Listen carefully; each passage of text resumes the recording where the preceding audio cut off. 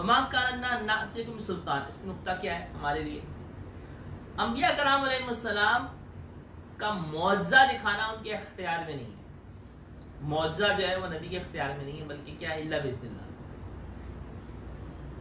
اللہ کا اذن ہوگا تو معجزہ، تو معجزہ نبی کے اختیار میں نہیں ہے تو کیا خیال ہے کرامت ولی کے اختیار میں ہوگی؟ کرامت بھی ولی کے اختیار میں نہیں ہوتی، اللہ کا اذن ہوگا تو کرامت ولی دکھا دے گا، صادر ہو جائے گی۔ بسا اوقات ولی کو پتہ بھی نہیں ہوتا اور اس سے کرامت صادر ہو جاتی ہے، اور بسا اوقات ولی کو اللہ جل شانہ بتا دیتے ہیں کہ بھی تم سے یہ کرامت صادر ہونے لگی ہے۔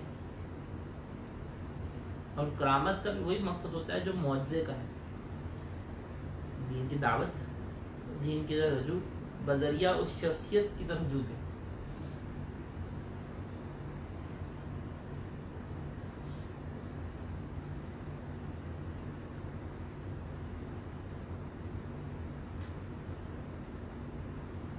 وما کان ناتیکم بسلطان، اگلا نقطہ کیا ہے؟ دلیل خاص، میں تفسیر میں عرض کیا، دلیل خاص کا مطالبہ جائز نہیں،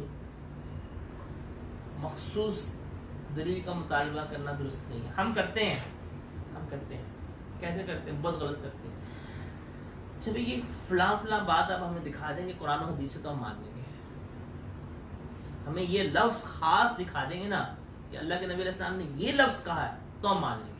ویسے اللہ کے نبی علیہ السلام کی حدیث اس موضوع کے اوپر ہو تو وہ نہیں مان رہے، لیکن خاص اپنا مطلب کا جو آپ کا لفظ ہے کہ جی یہ لفظ دکھاؤ، نہیں دیکھیں جب اس موضوع کے اوپر ایک بات کے اوپر اللہ کے نبی علیہ السلام کے ارشادات موجود ہیں، قرآن کی آیات موجود ہیں، تو اب دلائل جب موجود ہیں تو اس کو تسلیم کریں۔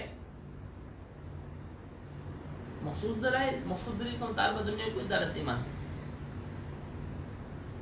وعلی اللہ فلیتوکل المؤمنون، انبیاء کرام علیہ السلام نے اس معجزے اور دلیل کو پیش کرنے کے لیے اللہ کی طرف رجوع کیا، اہل علم کو، علماء کو، صلحاء کو، مشائخ کو، دیندار طبقے کو جو دین کی دعوت کا کام کر رہا ہو، تبلیغ کا کام کر رہا ہو، اپنے سامنے کسی کو دعوت دیتے وقت اگر وہ کسی چیز کا مطالبہ کرتا ہے کہ اچھا مجھے دکھائیں، تو 100% اللہ کی طرف رجوع کرنا چاہیے۔